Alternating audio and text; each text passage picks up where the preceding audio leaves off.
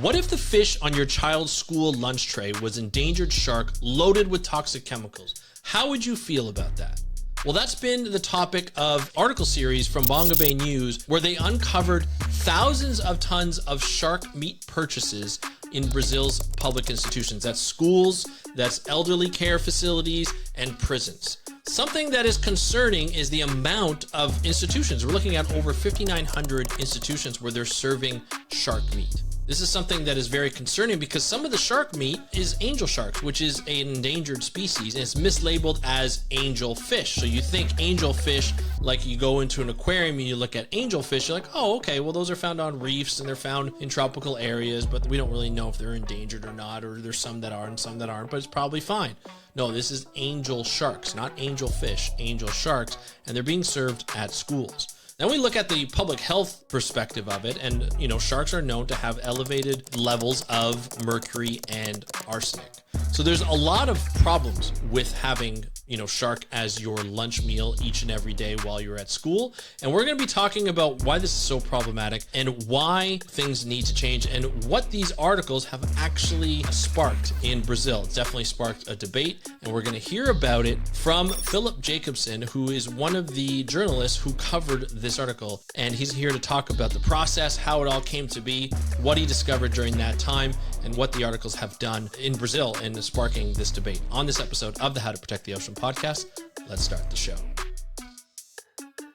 Hey everybody, welcome back to another exciting episode of the How to Protect the Ocean podcast. I'm your host, Andrew Lewin. This is the podcast where you find out what's happening with the ocean, how you can speak up for the ocean, and what you can do to live for a better ocean by taking action. On today's episode, we've got a special one for you. Normally I cover Mongabay News articles. I do that quite often. It's something that I really enjoy because Mongabay News puts out really great original articles, investigative reporting, beat reporting. It's just a lot of fun, entertaining, but also very knowledgeable. I'm learning things all the time, especially in places around the world where you don't hear about oceans, about wildlife, about forests, and so forth, and it's something that's really great. Now, I am not being sponsored by Mongabay. I literally just enjoy their articles, and I'm very honored to be able to have one of the journalists, Philip Jacobson, who was spearheaded this series of articles on the shark meat that's served in Brazilian public institutions. It really sparked a topic where he looked at the procurement announcements that were happening that have to be public, they have to be transparent in Brazil, and he started going through them and started noticing specific patterns that were considered shark meat. You're going to hear about that in the interview, how he discovered that and what he wanted and where that led him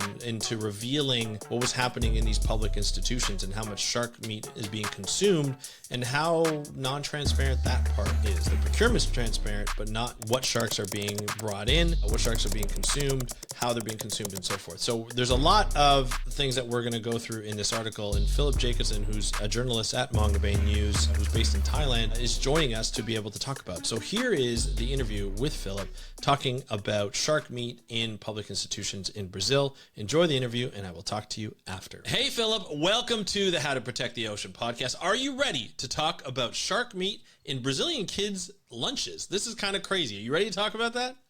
I most certainly am. Thanks so much for having me. Very happy to be here. Oh, I'm happy to have you here, Philip. This is something that I've been excited to have because, first of all, we're going to find out in just a sec, but you are one of the journalists that work at Mongabay. Mongabay is one of my favorite internet sites that we have on environmental news. As I told you right before we recorded, we cover it a lot here on the podcast, and if anybody is on our newsletter, we see at least one Mongabay article pretty much 5 days a week. So it's always great to be able to have someone on in person. I think Eric Hoffner was the last one who was on here, but it was great to be able to have you on here because we're going to be talking about a specific story, actually a series now, a 3-part story that has an interesting result from the first 2 parts because I was just posted as we're recording today, just up today on lunch meat having shark meat. Really, it's kids are having shark meat for their lunches in Brazil, which is pretty much like, I feel like from North America, that sounds really out there, but there are kids programs that have fish in it because it's such a good protein source. But this one is with shark meat in it, and I think it's interesting of what that shark meat can do. Is it really safe? We're going to find out all of that with the story and how it developed and really go through that journalistic process, which I'm really excited about because I'm very interested in that kind of stuff too. But before we begin with all that, Philip, why don't you just let us know who you are and what you do? Yeah, thanks a lot, Andrew. So I'm Philip Jacobson. I'm an American journalist currently based in Thailand, Chiang Mai, Thailand, and I'm an editor and a reporter for Mongabay. Mongabay it's an environmental news site. I first joined in 2015. I was covering Indonesia at the time. I lived there for quite some time, and back then it was maybe 20 people. Today it's about 120 people. So Incredible. it's grown a lot. You don't see that a lot in journalism these days, but Mongabay is a nonprofit news outlet, so we get our funds from donor foundations, private donors, that sort of thing. Um, so yeah, we've got bureaus in Latin America, Africa, Southeast Asia, Indonesia. We have an oceans desk, and so yeah, so I embarked on this project. It was part of a fellowship with the Pulitzer Center, Okay. which is a big funder in the journalism space, and the project was investigating the global shark trade. So that's where this all started. And that's huge. Like, I mean, that's not like a small problem. You know, we know this is an international problem. It's something worldwide. From you as a journalist, had you always wanted to be an environmental journalist or even a journalist at all? Yeah, I mean, I came to it through journalism, Okay. not necessarily environmental journalism. So I grew up in Chicago, LA and Chicago, and in my high school newspaper. I worked on the high school newspaper. I was editor in chief of my high school newspaper as a Hmm. senior. It's like it's how a lot of journalists get their start, I guess. Yeah. College, I majored in journalism, and then after graduation, I was looking for a job, and I wanted to live abroad. Hmm. So I found a job as a copy editor at the Jakarta Globe, Okay. which is yeah, it's an English language paper in Jakarta, Indonesia. So I went there, had that job for a year, and then I was there as a copy editor. You're reading the news every day, and it's a great introduction to a country as a journalist. You start to get a sense of the current events and the issues, and over the course of that year, I started to think if I could learn the language and kind of get out of the capital, I could. There's so many stories to report, and that's what I did. Spent a couple years freelancing. I had a part-time job with Tempo magazine, which is an Indonesian magazine. They do a lot of investigative work. And at Tempo, I started doing some environmental stories. Indonesia, it's got a ton of rainforest, a ton Hmm. of biodiversity.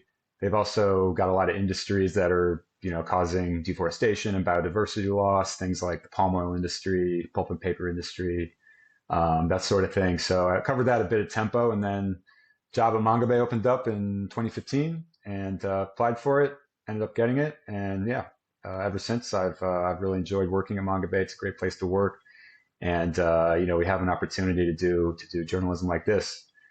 So Hmm. yeah, I'm proud of the story, and I'm excited to talk about it. It feels like such a unique experience to be able to do journalism abroad. You know, growing up in North America, like I live in Canada, you grew up in the States. There's this protection that is afforded to journalists, you know, if you work within North America, let's say. We've seen a lot of journalists, like I think a lot of the journalists who cover war areas, obviously there's danger in that, and we've seen it recently in different areas around the world where journalists are getting hurt. And I know from a conservation standpoint, scientists and conservationists who are doing work abroad in a lot of different countries, whether it be in South America, Central America, Southeast Asia, they don't have necessarily the protections that would be afforded to them in Canada or the U.S. if they work on specific areas. What's it like to work as a journalist that's originally from North America to go over to places like Indonesia and Thailand to do the work that you are doing? Because some of these stories that are posted on Mongabay are not necessarily like, oh, look at this country, they're doing a great job at fisheries, or they're doing a great job. Some of them are very investigative journalism pieces, and they can call out some things, that they see, that you guys see as a problem, and so forth. Are you ever worried in that case, or have you ever had any problems in those areas?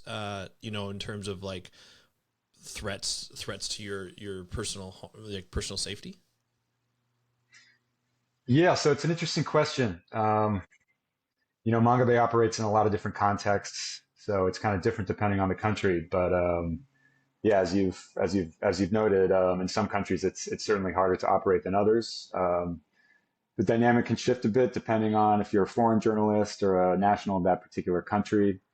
Foreigners can be deported, Mm-hmm. but locals can be messed around with in other Mm-hmm. ways.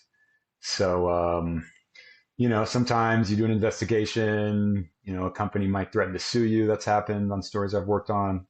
Um, I've never been threatened personally, Right. but I did spend a few days in prison once in Indonesia. So Oh, wow. yeah, that's that That back in must have been 2020. interesting. It was very interesting. Most interesting Wow. experience I never want to have again. Yes. Let's Um, stay out of there. but it was very interesting, and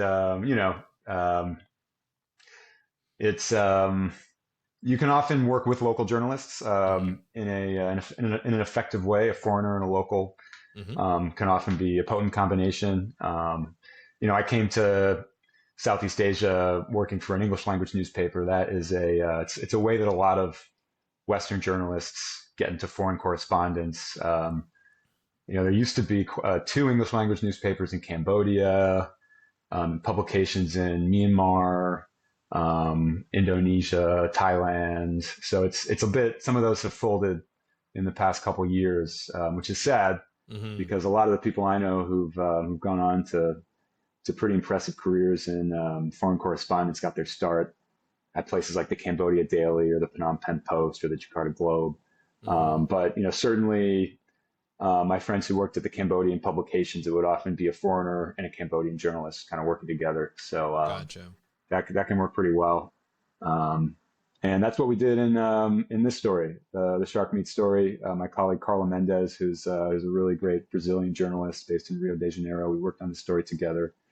Um, so yeah, that was a new experience for me in Brazil, but I Yeah. think it's possible to operate there. So Yeah, no, that's good. That's good to hear because you just never know, right? And obviously, we don't want anybody to get hurt, and they want to be able to do your job effectively. And in this case, you're protecting, people who are vulnerable, kids, right? Which is really important. Before we get into this in particular story, something I've always been interested in is how do you develop these types of stories like on Mongabay? Because there's something different about Mongabay than your other news reports. I mean, one is it's all environmentally focused, right? It's whether it's forests like rainforests or shark meat or ocean focused or wildlife focused. It's pretty much has an environmental topic or focus, right? But it's just unique. These are original stories which are hard to come by these days, but they're deep. They're not just like, oh, I'm going to think of a topic and I'm going to just write. To be honest, I do that sometimes. Like I'll read a Mongabay news article and I'll be like, oh, I'm going to use that as a basis to talk about another particular subject. But you guys, when you put a story together, this is not a story you just think of that day and then write it. This is something, sometimes it could be months, if not years, weeks, months, years in the making to try and make this. What goes into a story that's published on Mongabay? You've been there for quite some time, over 10 years. What goes into that type of story? sure.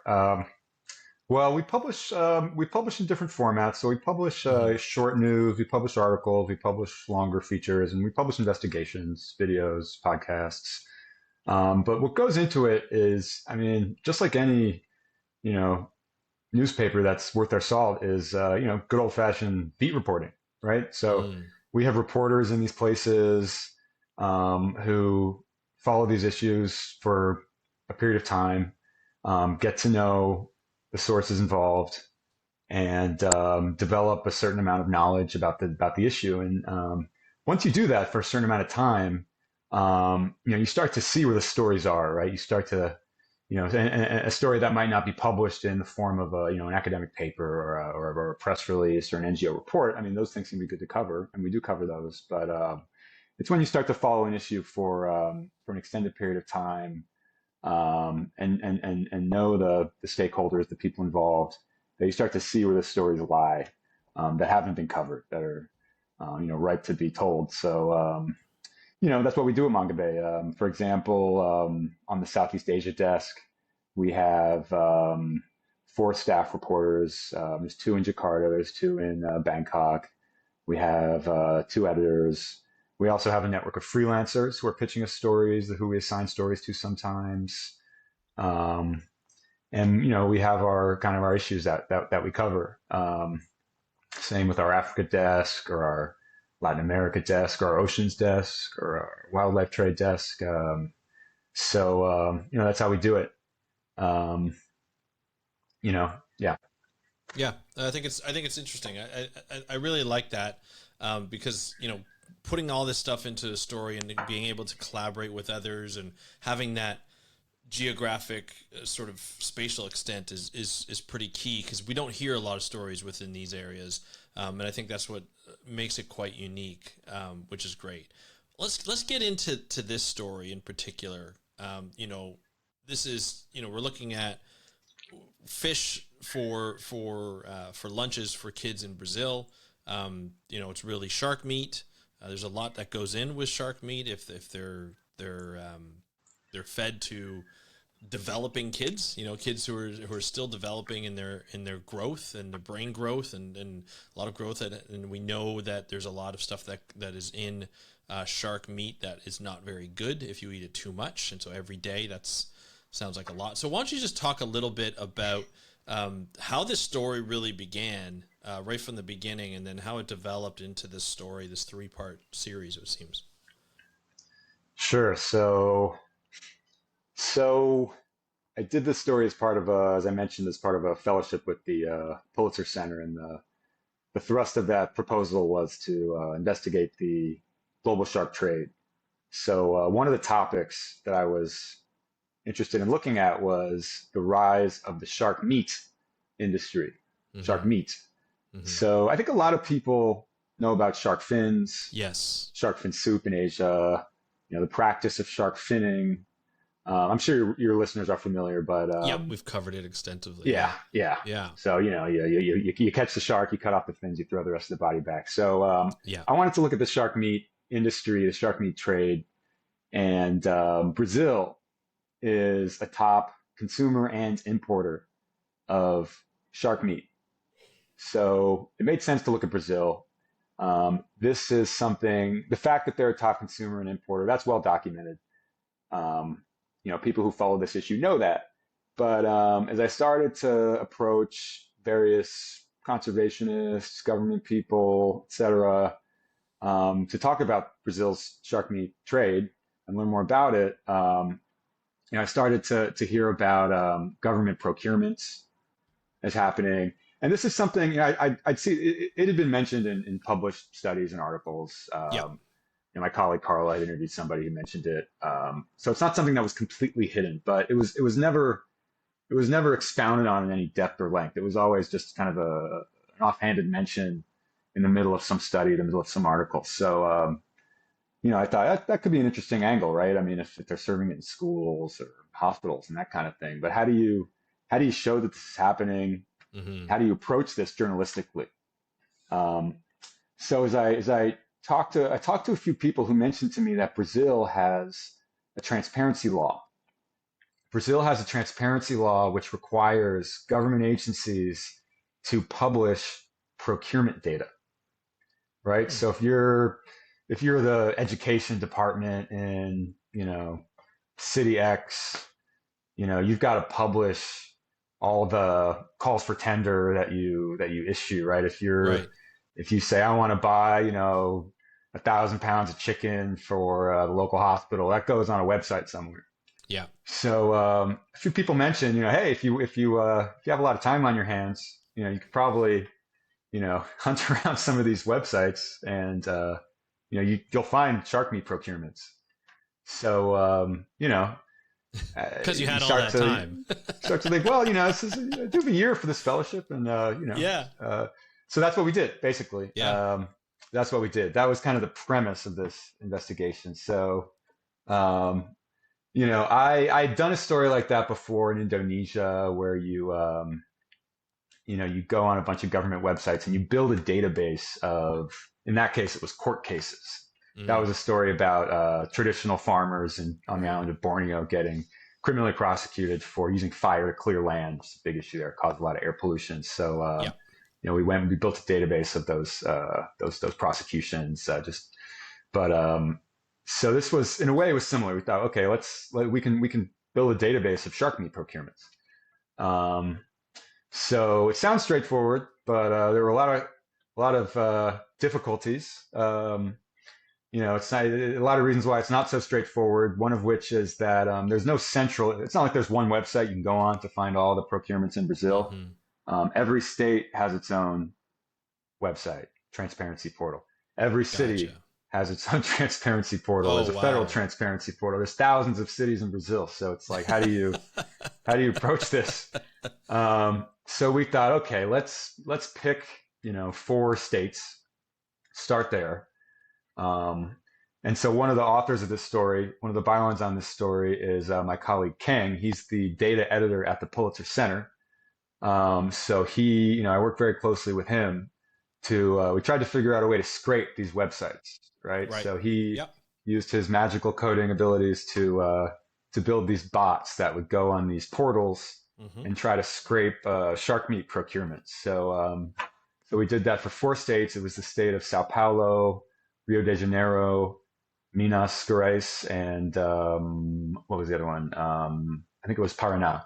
Of course, I'm mangling the pronunciations of some of those, but so that's what we did. I mean, that's what we did, and there was a lot of manual labor that was involved in there. Having to verify what the robots gave us, and we also went on a lot of city municipal transparency portals to find more shark meat tenders.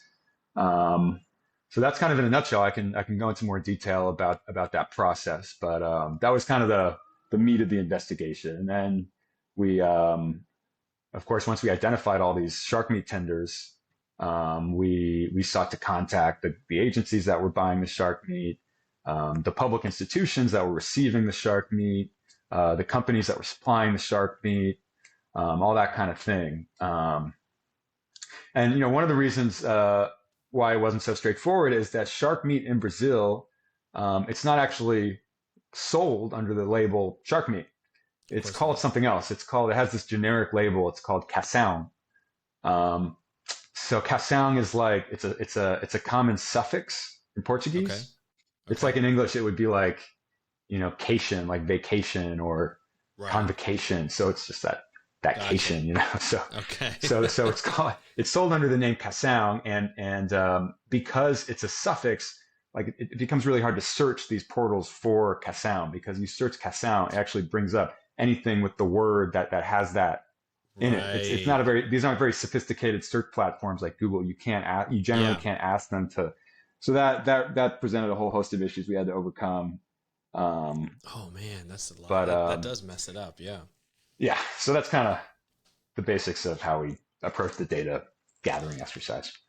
Now, further along into the story, do the children and rightfully the parents know that they're having shark meat? That's a good question. I think the answer is almost always no. People don't know that cação is shark for the most part in Brazil. Right. There's surveys that show that most people who buy cação don't know that it's actually shark. Right. And this is a common thing in fish, right? Yeah. So it's not widely known.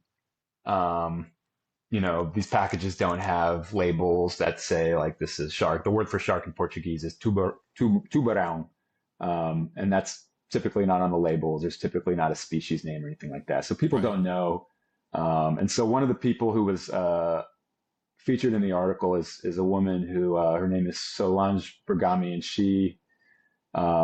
she's an educator in a city that's in the Rio de Janeiro metropolitan area, and she's also president of the municipal school feeding council, which kind of has a role in the meal program for schools in that city. So she she told us a story about how maybe around 4 years ago, she noticed that kids, weren't eating the cação, which was served every Monday.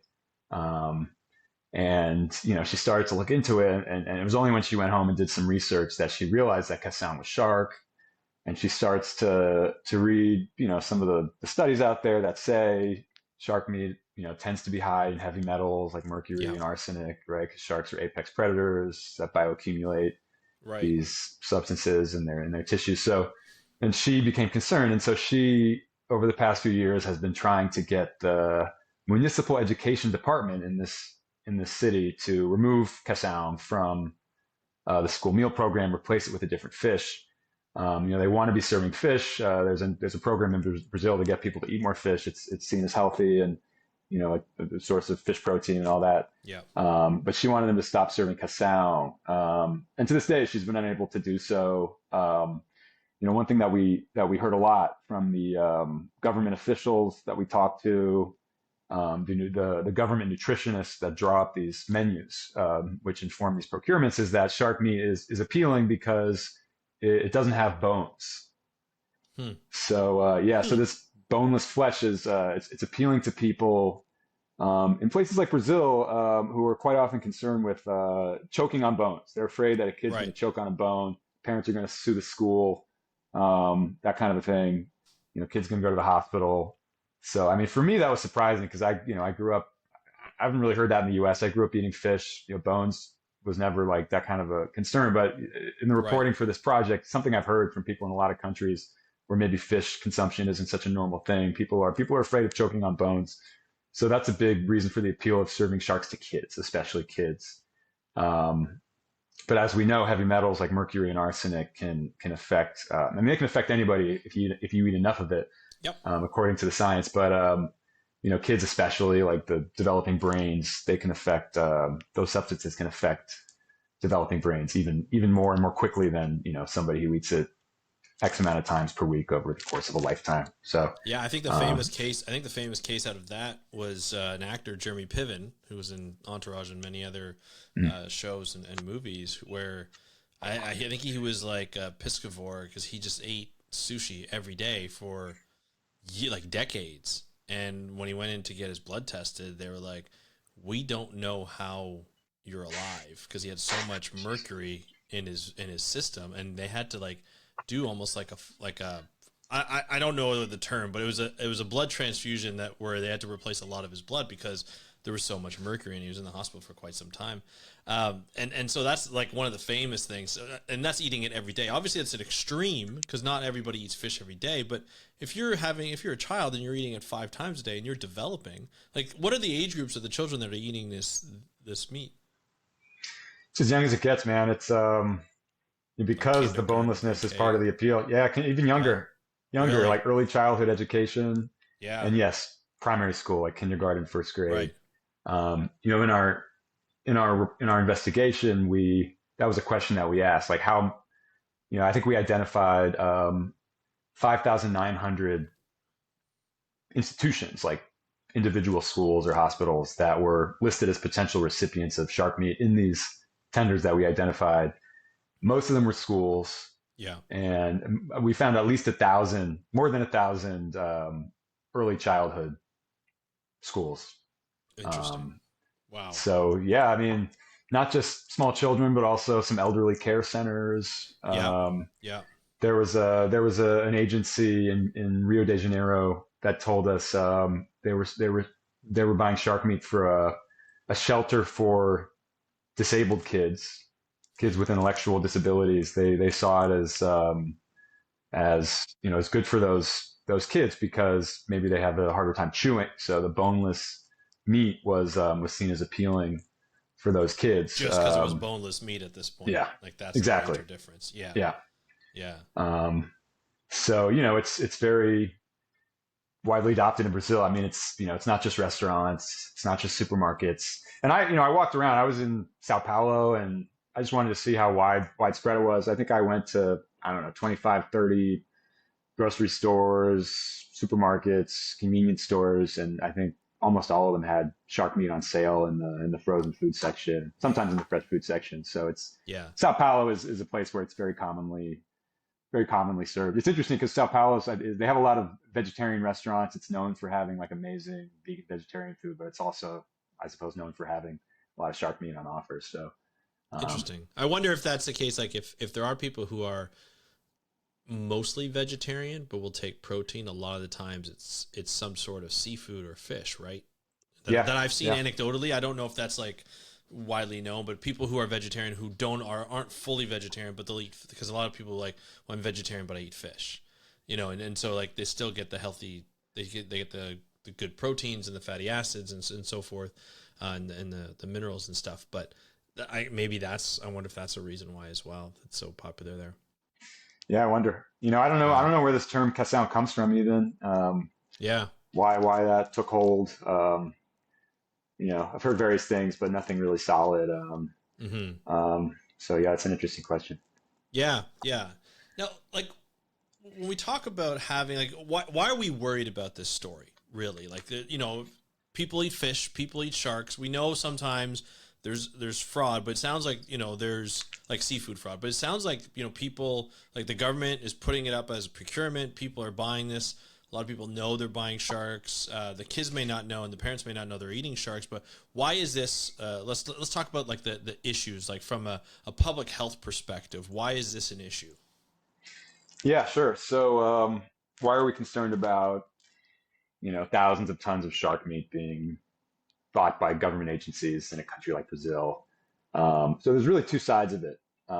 One side is the public health side, which we touched on. We can talk about that some more. The presence of heavy metals in these fish. The other side is sustainability, right? So sharks are, generally speaking, are declining across the world. There was a study that showed that shark abundance has declined by like 71% over the past 50 years. So, sharks are being overfished. Sharks are in trouble. And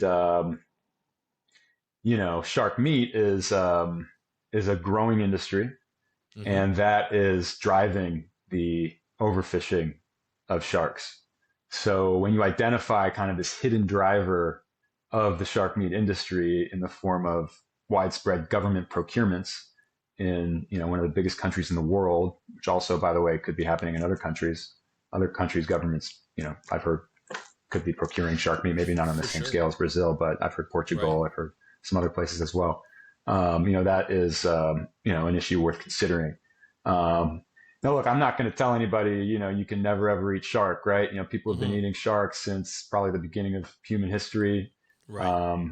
We humans eat a lot of things. I lived for 8 years in Indonesia. There's a place in Indonesia, in the northern part of the island of Sulawesi, where they're known to eat just about anything. I think the saying there is if it crawls, swims, flies, or walks, we eat it. So, I'm not gonna say nobody should ever eat shark. Some people would say that. But as a journalist, I'm not gonna say that. But what's happened is there's been a shift from this traditional shark meat consumption, right? Like traditional villages here and there, indigenous peoples here and there, to what we have today, which is this big industrial scale fishing of sharks and consumption of shark meat.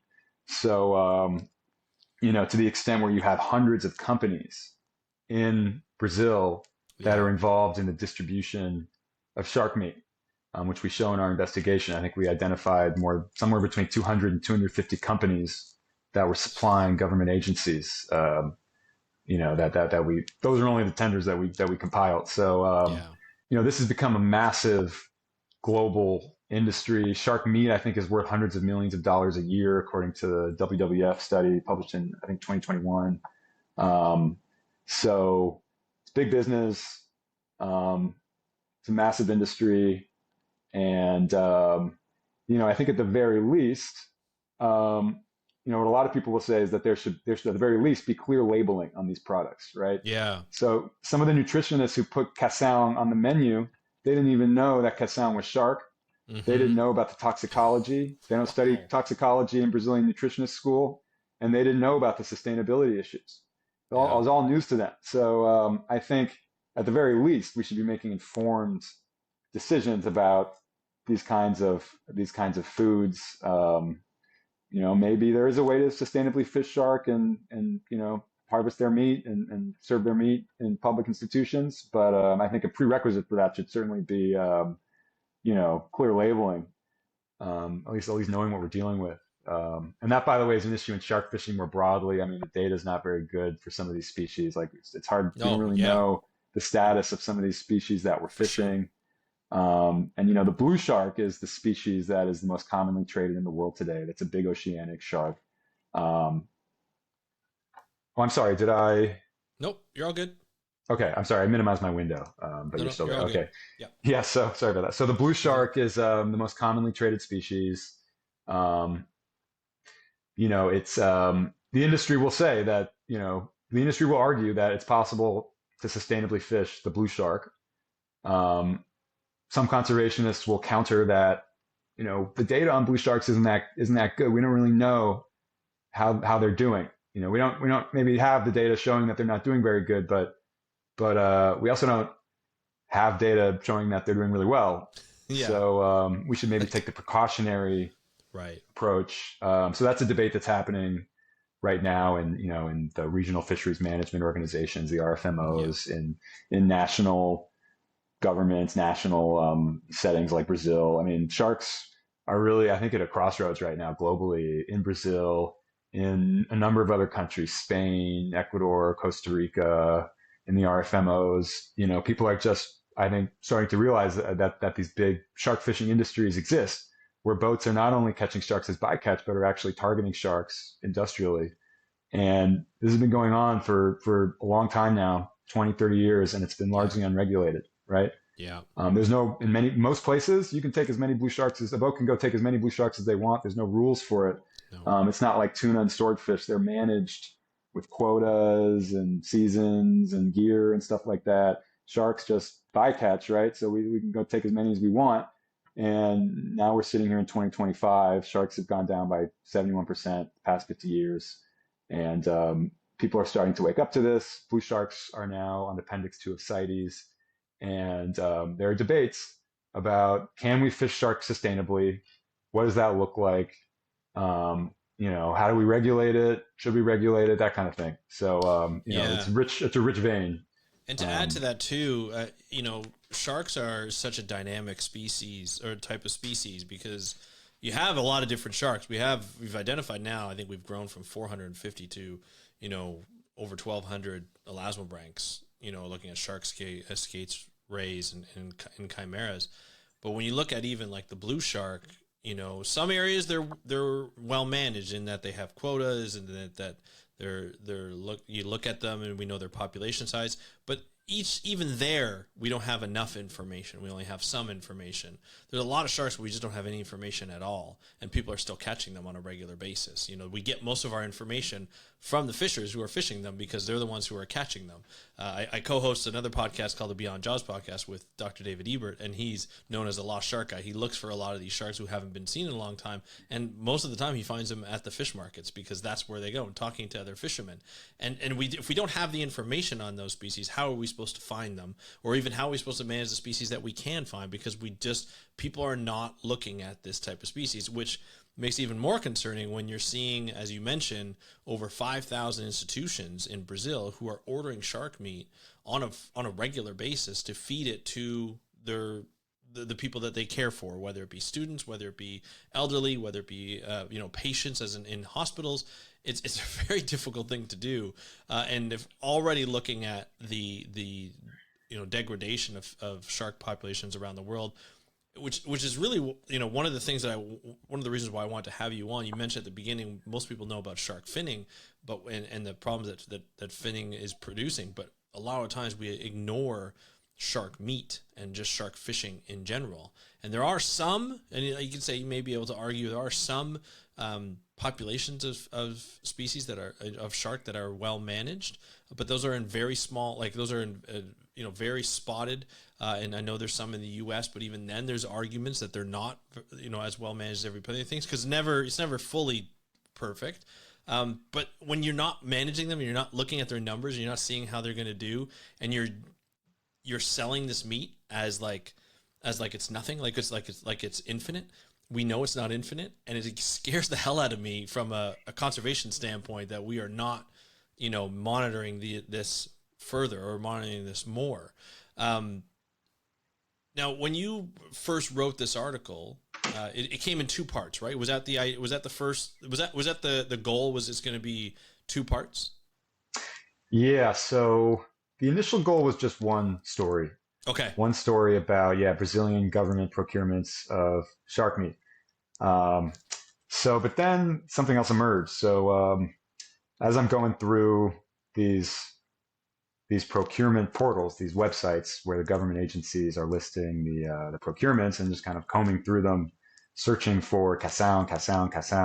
Mm-hmm. I noticed that in one state, in Brazil's southernmost state, Rio Grande do Sul, which is on the border with Uruguay. It's got a big fishing industry. They eat a lot of seafood down there.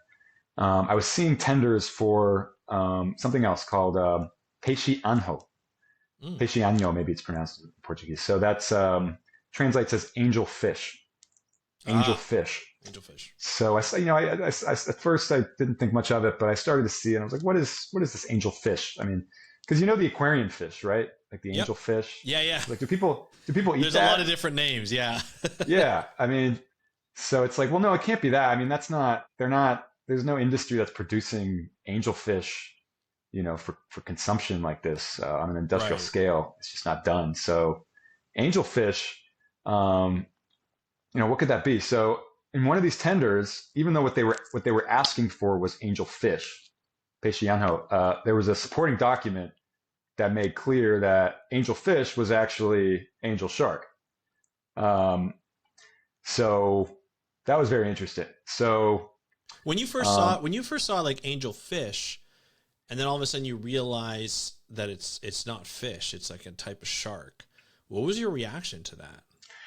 At first, I was like, this can't be asking for angel shark because they're endangered, right? That would just seem. In Brazil, like it's illegal to. You can't catch endangered species. You can't catch angel shark, even if they're dead. You have to throw it back, and you can't trade angel shark unless there is an exemption that you can trade an endangered species if it is imported. So, okay, maybe there's maybe it could be legal. But I mean, when I first saw this, I was kind of, I don't know. So I had to ask a bunch of people. But eventually it did become clear that no, this peixe anjo is a reference to angel shark. There was just a lot of evidence that we found. It's explained in the article. One of the tenders, there was a supporting document that made clear that peixe anjo was actually cação anjo, which that is the official trade name for angel shark in Brazil. So the Ministry of Agriculture, regulates the official trade names for like food in Brazil. And so these species, these three species of angel shark that are native to Brazil, they have like official trade names, and it's always cação anjo something, cação anjo something. I'm totally mangling the pronunciation. No, but I get it. Yeah. Yeah. So, okay, this is cação anjo. So this is angel shark. There's no doubt about it, at least in this tender. So we dug around a little bit. We found, there was a document, I think it was some museum archive that showed that peixe anjo was a common name for angel shark in Rio Grande do Sul. There was another thing that we found that I think I'm going to mangle this because it's from memory, but it was some government document that was kind of further indicating that anjo was actually angel shark. Okay. It's being sold openly. I mean, in restaurants, in markets in this state, peixe anjo, and sometimes it is, and rarely it is. Sometimes it's called cação anjo, like on the label on the product in like a store or whatever. So, so that kind of became clear. Okay, peixe anjo is a reference to angel shark. That doesn't mean that when they're procuring peixe anjo, what they're getting is always angel shark. I mean, that was something that experts I interviewed said it's like, the suppliers could be supplying something else. It could be a different kind of shark. It could be guitar fish or something like that. Even with cação, there could be endangered species getting into this supply chain as cação. Yeah, we don't know because it's just cação. Yeah. It might be blue shark, which is legal, but it might be another species which is not. I mean, unless you have a DNA sampler right then and there to like sample randomly the meat, you will really never know, right? Exactly. Yeah. Yeah. So Yeah. I mean, there's been a lot of studies in the past several years, like genetic studies where a scientist will go take some meat that's being sold at the supermarket and they'll do this genetic test to see what species it is. And quite often cação is like hammerhead sharks or something Yeah. like that. Yeah. So it's a common issue. But to see angel sharks being kind of like openly procured like this was very surprising, very, very surprising. Um, so either it's being imported legally or it is being illegally caught in Brazil and then kind of laundered into this supply chain. Hmm. So we don't know. It was kind of beyond the scope of our investigation, but Right. we learned from Brazil's environment agency. It's called IBAMA. IBAMA, they're trying to crack down on the illegal angel shark trade, and they've actually asked the environment ministry to close that exemption that allows imported endangered species to be traded because it kind of creates an opportunity to launder this Yeah. illegally caught Brazilian angel shark into these supply chains.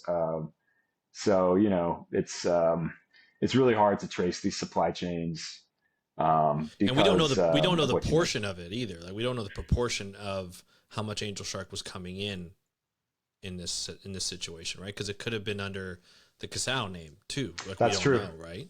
That's definitely true. Yeah. So the import data is not always clear about that kind of stuff. Right. It's not Right. really. It's a shark is coming in. It's not usually not divided by species. Yeah.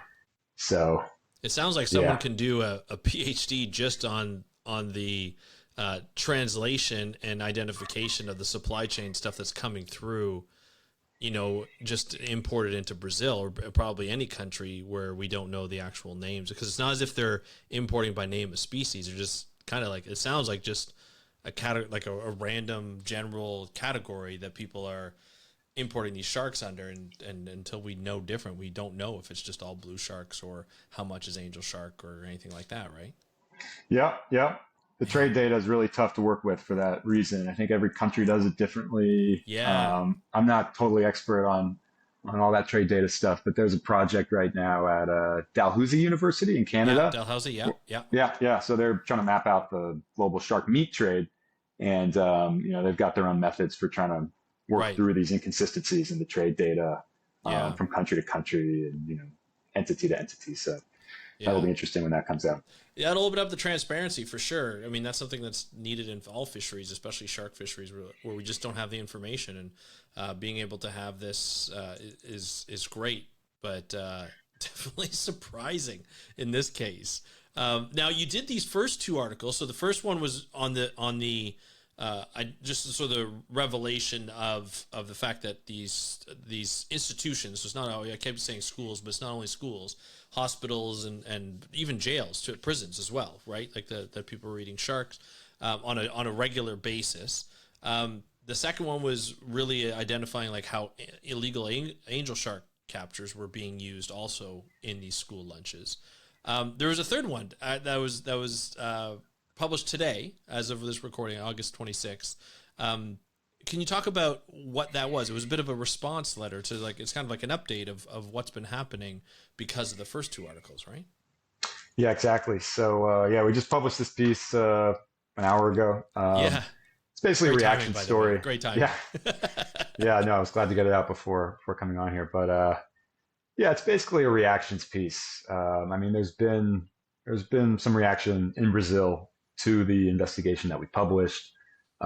There's a member of the national parliament who he's actually introduced a bill a couple years ago to ban federal procurements of shark meat. Our investigation was more focused on the state and municipal level, Okay. which is there's vastly more shark meat procurements at that level we seemingly. Right. But so he he read the story and he said he was going to call for a parliamentary hearing to discuss the findings. Nice. Some other government agencies responded saying they'd look into some of this stuff. There's some industry commentary kind of pushing back against some of the points that were raised in the article, mainly to do with the heavy metals Mm-hmm. aspect. So, we covered that. We covered the statements that they put out and what scientists are saying. I think it's a really interesting debate, Yeah. about the heavy metals issue. I'm not a scientist, so, I'm going to the scientists, to the Yeah, industry of course. people and trying to understand. But, the article that we put out is talks about arsenic is one of the ones that appears in sharks sometimes. The first story that we put out talked a bit about mercury. It's another common one. So the industry, will argue that, these concerns about heavy metals are overblown. Yeah. Yeah. Shark meat is really healthy because it has, it's protein, omega-3 fatty acids, that kind of thing.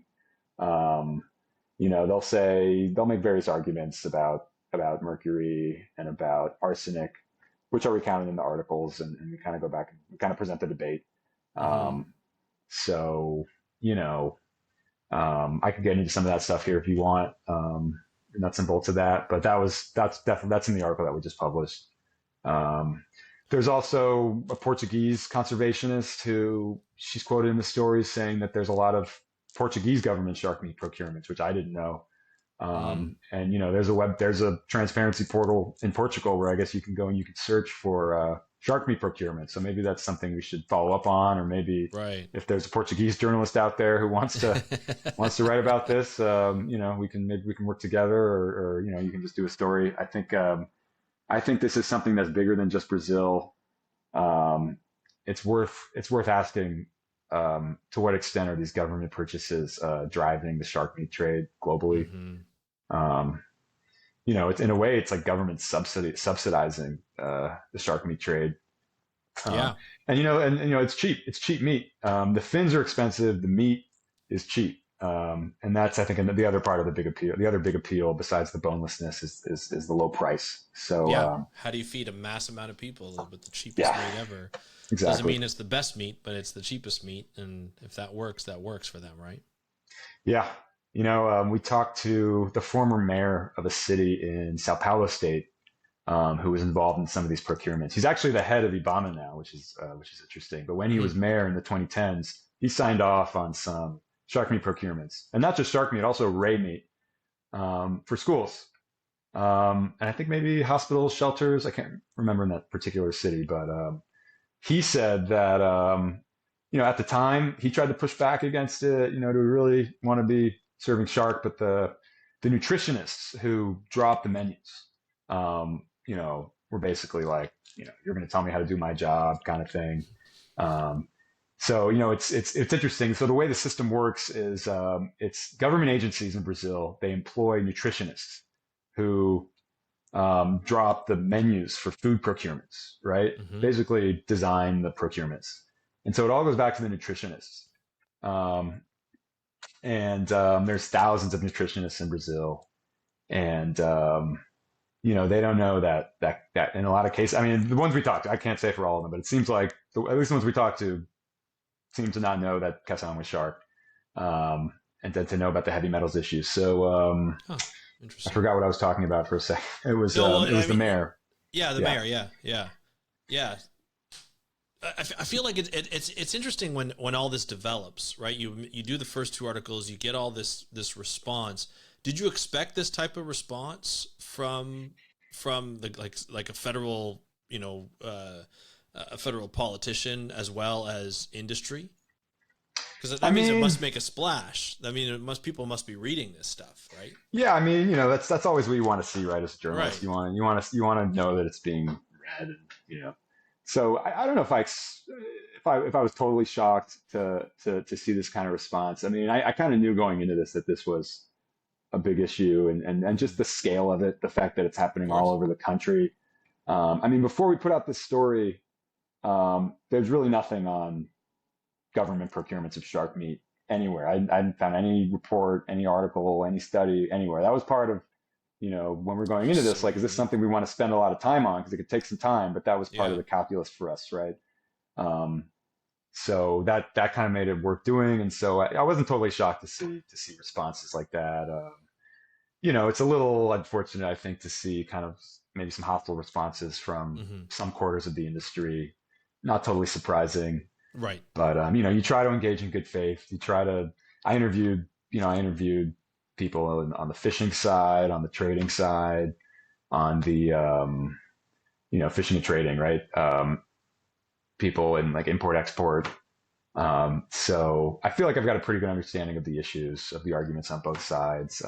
It's something we definitely want to keep covering in Brazil and elsewhere. And hopefully it continues to be, relevant to the debates that people are having in these places.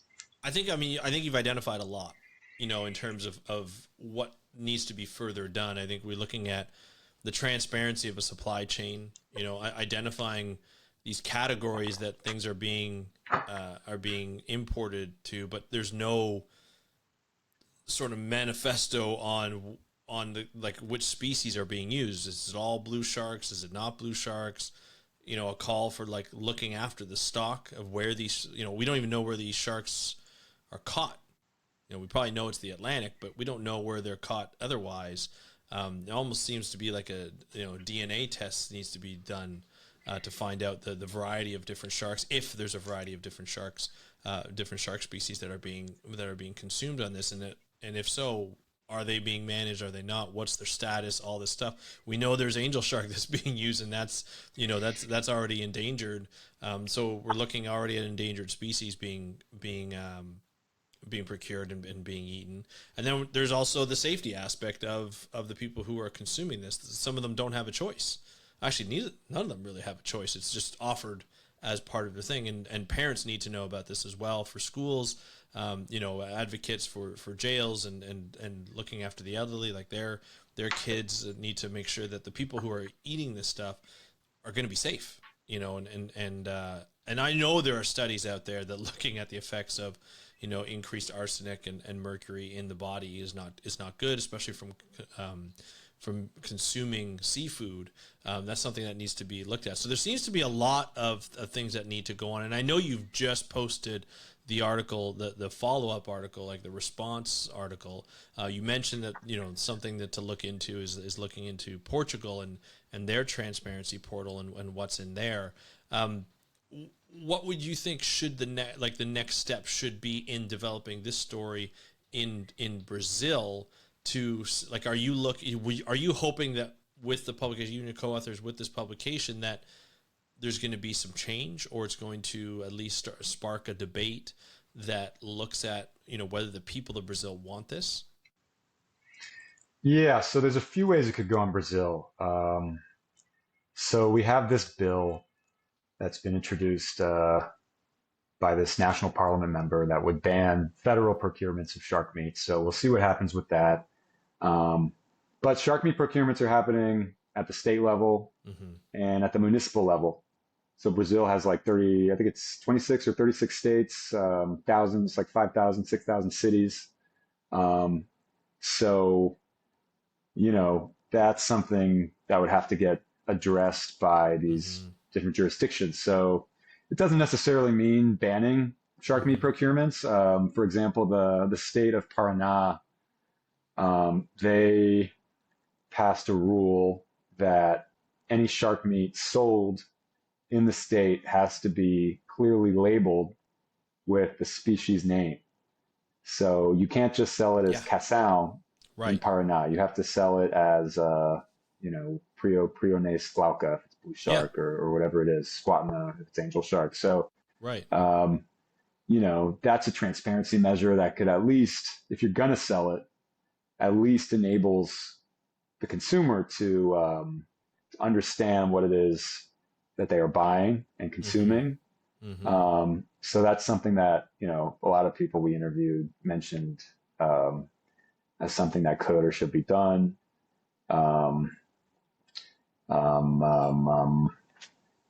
So Paraná's done that. I mean, I think a couple years ago, there was the Sao Paulo city administration issued a tender for some huge amount of shark meat. I think it was like 650 tons of shark meat for schools across the state. That actually made headlines at the time. There was some civil society pushback against that. The NGO Sea Shepherd was, raising a fuss about that. A lot of other concerned people were up in arms about it. There was some media coverage, and that resulted in the city canceling the tender. Right. In that instance. So, it does come to light in a city here or there, but, I thought it was important to produce this article because it shows that it's not just one city here, one city there. It's really a nationwide thing. Yeah. So, we published the data along with the article. There's a spreadsheet of the 1,000 tenders that we found. That took a long time to put together. The reason why we put the time into doing that was so if any local media in Brazil want to follow this up, they can, for writing for their city newspaper or their state newspaper, they can do that. And, there's going to be a lot of tenders out there that we didn't find. This wasn't a comprehensive. We didn't identify every tender that's ever been issued for shark meat. It's 1,000 of them there's going to be a lot more than that. So local journalists could follow up, maybe find some more tenders if that's relevant to them and they want to do that. But I think it's something that could, there's more to be done. There's more to be reckoned with. There's also on the fishing side a debate happening in Brazil about whether targeted blue shark fishing should be allowed. That's a whole nother side of it. Yeah. And that's not just happening in Brazil, it's happening in other countries as well. Yeah. So that's also really interesting. I should say, and I know this is a feature article, like the original one, there's a lot of detail in this. Even one, I think you did like a dot matrix kind of analysis, or looking at like these bar graphs with each dot representing one unique recipient on this thing. It's really cool to like scroll through. So the article is really great. I highly recommend everybody who's listening to this to go read the article, because like there's so much information in this, and we'll link to all three so that people can get can be able to read them all and go through them all. I think it's something that's needed, and there's so many. It opens up so many doors to research, not only from a journalist perspective, but I think also from a conservation and science perspective, to really understand the shark meat market internationally, not just in Brazil, but internationally. So Philip, I want to thank you so much for coming on the show and sharing this with us, this important article.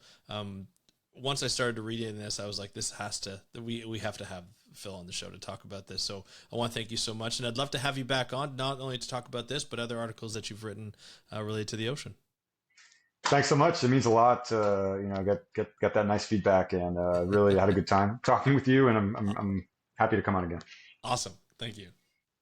Thank you, Philip, for joining us on today's episode of the How to Protect the Ocean podcast. It was so great to have you on. What a story. Something that we don't realize. Even Philip mentioned, we know a lot about finning. We don't know a lot about how shark meat is being consumed in various countries, how non-transparent the supply chain is when we look at sharks. He mentioned there's a specific topic or name for shark meat that's coming in, but we don't know the actual species. Those aren't identified. We don't know if it's different species. We don't know if it's one single species. And we don't know if there are many more endangered species in there, just like Angelsharks. So there's a lot to be uncovered. There's a lot of work to do to make sure that these papers, these documents are more transparent, making sure that we understand what species is being caught, what species is being sold, is allowed to be sold. There are a lot of regulations that need to happen. It seems like the federal government is on par with doing something about it. However, the state or regional governments, as well as the local governments and municipal governments, aren't really at that stage yet. And that's where a lot of the purchasing is happening, according to Philip, and that is concerning. There's a lot more to manage, whereas like if you have a federal law that says that this is how it's going to be regulated, maybe it'll be easier to move down. I don't know what the political system is like in Brazil. I don't know how much the federal laws have influence on the state and local levels, but they always could have some level. But it would be great to see some kind of regulation, some kind of transparency in those regulations, or demand for transparency in those regulations, even a requirement, not even demand, a requirement for transparency in those regulations to make sure that we know what species are being caught. That's the first thing. Like, information is key. Monitoring is key. If we don't have that information, we cannot monitor, we cannot conserve. And that's a big part of that. As Philip mentioned, there's people at Dalhousie University who are working on that. There are people all over the world who are working on that in different countries, and it seems like there's a lot of work to do. A great chance for people to do a PhD or a master's degree on it, or a master project on it, because this is something that is necessary, and it's something that hasn't really been done in certain areas before, and it's something that needs to be done, just so that we can understand how these sharks are being consumed, how they're being shipped all over the world, how they're being caught, where they're going, all that kind of stuff. It's something that needs to be done. And I'm glad that this article came out. I'm glad that we can look at it in the future, and I'm looking forward to seeing what happens. So thank you again to Phil to be able to come on the podcast and talk about this. And thank you, the audience member, for listening. If you have any questions or comments, let us know in the YouTube comments below. Or if you're listening to this on your favorite podcast app, you can go and you want to comment or have a question, please let me know. You can hit me up on Instagram at How to Protect the Ocean. Just DM me. That's at How to Protect the Ocean. Or you can go to speakupforblue.com/contact, and you can just fill out the form. It goes right to my email. I'd love to hear from you. But thank you so much for joining me on today's episode of the How to Protect the Ocean podcast. I'm your host, Andrew Lewin, from the True North Strong and Free. Have a great day. We'll talk to you next time, and happy conservation.